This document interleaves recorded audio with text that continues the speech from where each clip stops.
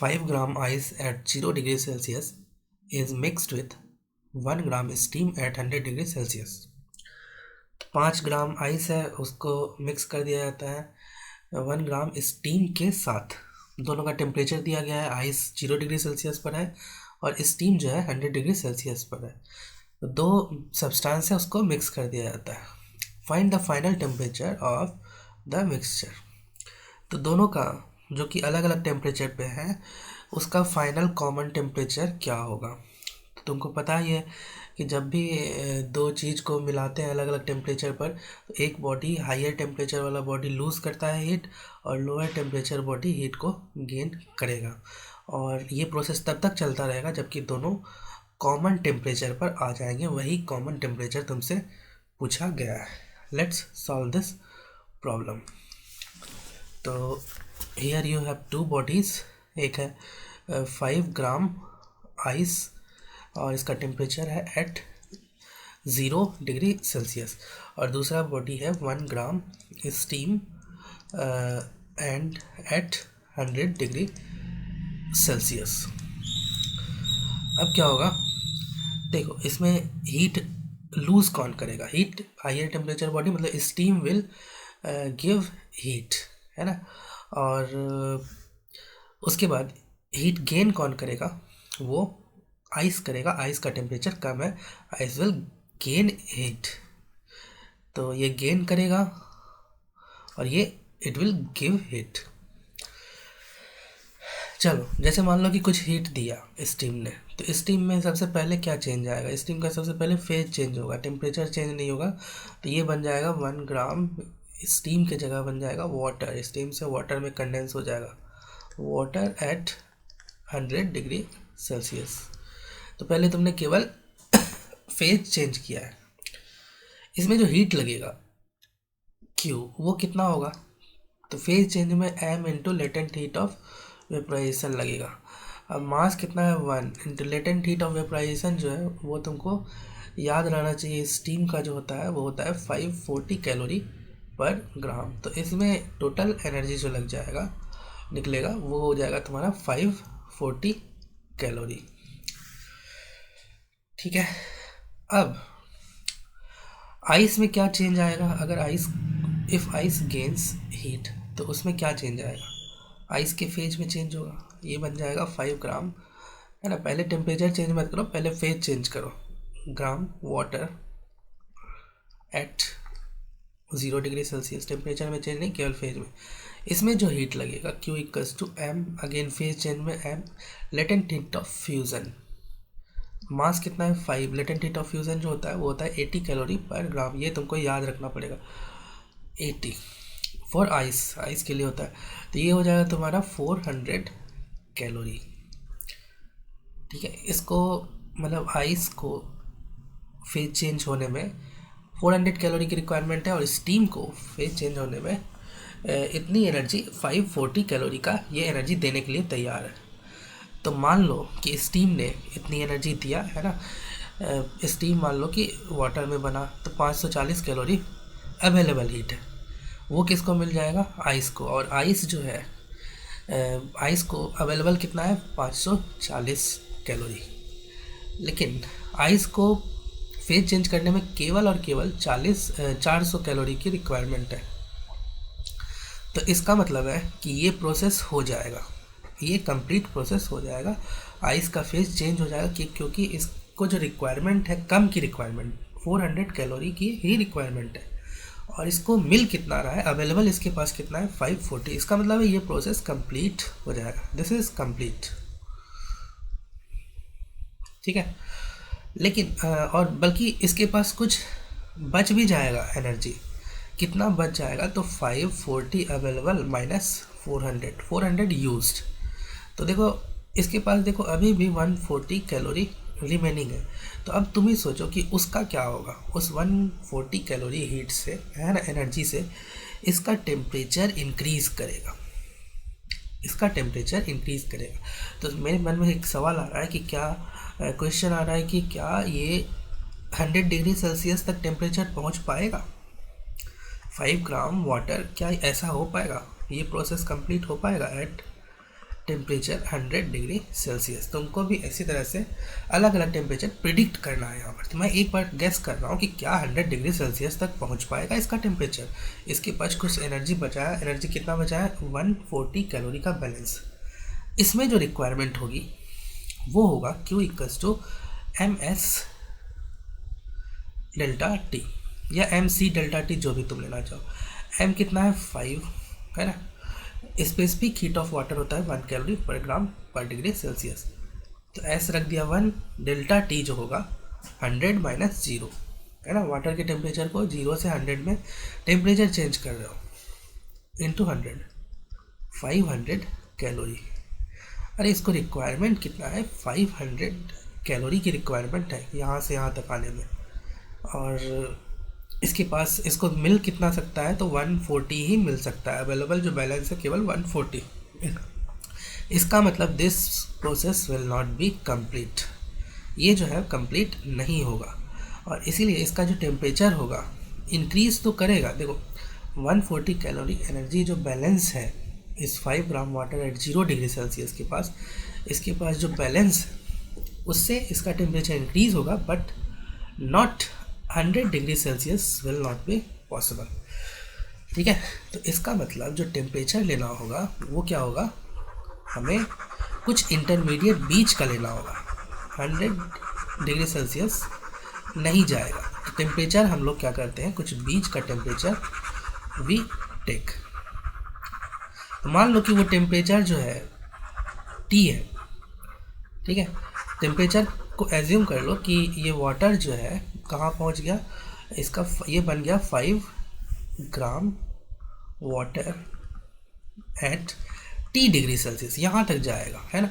और T की value तुम प्रिडिक्ट है ना, जान रहे हो कि ये 100 से छोटा होगा, कुछ भी हो सकता है, 60, 70 कुछ भी हो सकता है, वो आपको कैलकुलेट करने पर ही पता चलेगा है ना। और कौन सा मेथड यूज़ करेंगे? Heat gain is equals to heat loss. ठीक है, तो फाइनली ये T डिग्री सेल्सियस पर आ जाएगा। अच्छा, ये भी कन्वर्ट हो जाएगा किसमें? 1 ग्राम water eight T degree Celsius.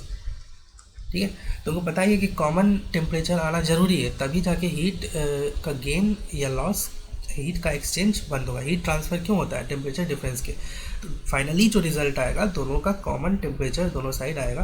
तो तुमने ये जान लिया कि ये T डिग्री सेल्सियस है, और ये प्रिडिक्ट है ना, हम लोगों ने चेक किया कि ये 100 से कम आएगा, इतना हमें पता है। अब लगाते हैं heat gain is equals to heat lost. चलो, heat gain is equals to heat lost.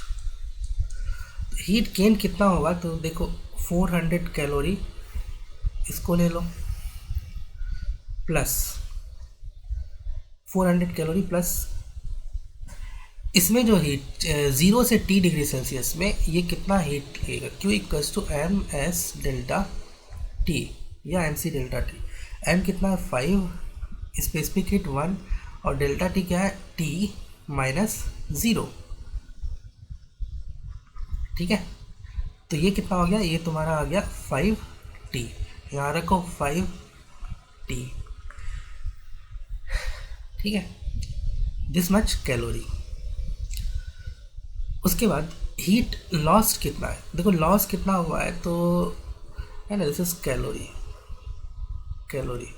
540 calorie plus है ना, ये लिया मैंने, और इसमें कितना लॉस होगा हीट का? Q equals to MS delta T, MS delta T।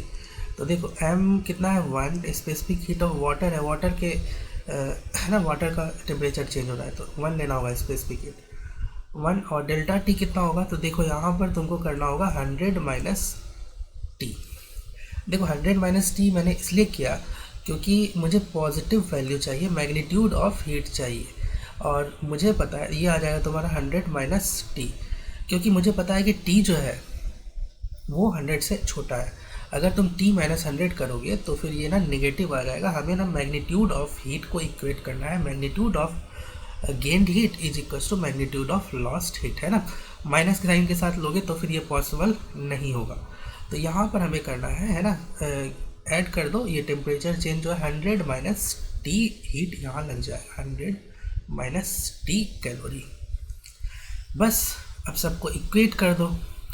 तो यहाँ से देखो ये बचेगा इधर 5t इक्वल्स टू 400 को इधर 540 से सब्ट्रैक्ट कर दो, तो ये हो जाएगा 540 माइनस 400 इक्वल्स टू 140 कैलोरी बचेगा, प्लस 100 माइनस टी। इसको बहुत आसानी से सॉल्व कर सकते हो। ये आ गया तुम्हारा 240 और ये हो गया 6t। तो इससे आ जाएगा तुम्हारा t equals to 240 by 6 into 4 times करोगे 40 डिग्री सेल्सियस। तो फाइनल टेम्परेचर जो आ गया वो हो गया 40 डिग्री सेल्सियस। देखो इसको ना एक और मेथड से इस क्वेश्चन को सॉल्व कर सकते हो। Let us solve it by different method. ठीक है, तो तुम्हारे पास क्या था, 5 gram ice eight 0 degree Celsius. ठीक है, और दूसरा जो है तुम्हारे पास वो है क्या, 1 gram steam eight 100 degree Celsius. देखो तुमने ये बोला कि ये प्रोसेस कंप्लीट हो गया था 5 ग्राम वाटर एट 0 डिग्री सेल्सियस, और इसमें जो हीट लगा था वो था 80 कैलोरी। इसके बाद ये प्रोसेस था कि ये कन्वर्ट हो गया था, इसका भी फेज चेंज हो गया था 1 ग्राम वाटर एट 100 डिग्री सेल्सियस, और इसमें जो हीट लगा था Q इक्वल्स टू 540 कैलोरी, इतना हीट दिया था।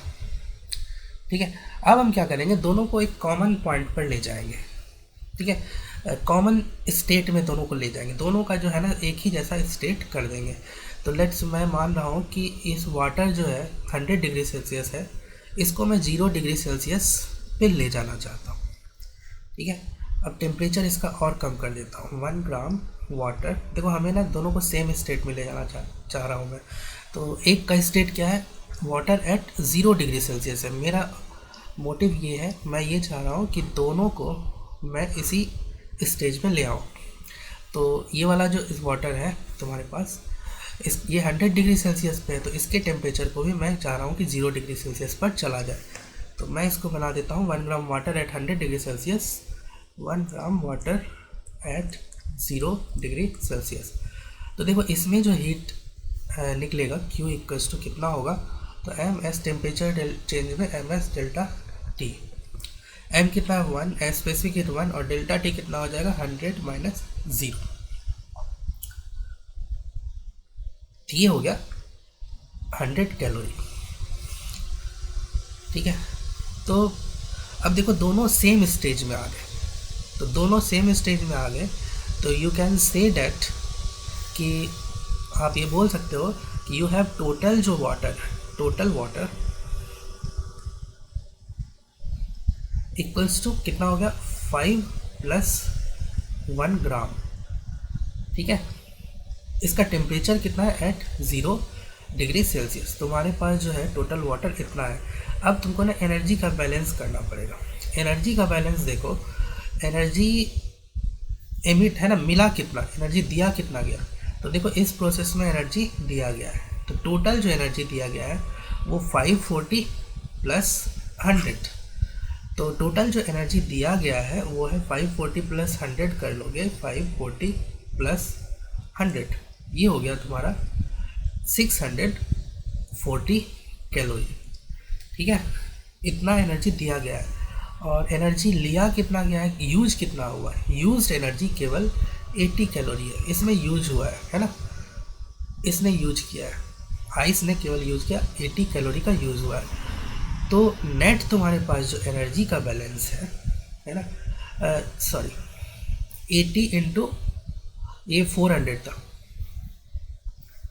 This was 400, this was not, है ना, 5 ग्राम वाटर है, 5 ग्राम आइस है ना, तो 5 ग्राम आइस को इसका जो ये आया था यहाँ पर, ये 400 आया था कैलोरी।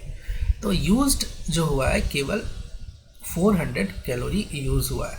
ठीक है, तो मिला कितना दिया कितना गया, तो 640 माइनस एनर्जी का मैं बैलेंस कर रहा हूँ, माइनस यूज़ है ना, इतना अवेलेबल था और यूज़ हो गया है इसमें 400, तो ये बचा तुम्हारे पास 240 कैलोरी का बैलेंस है। This is balance amount.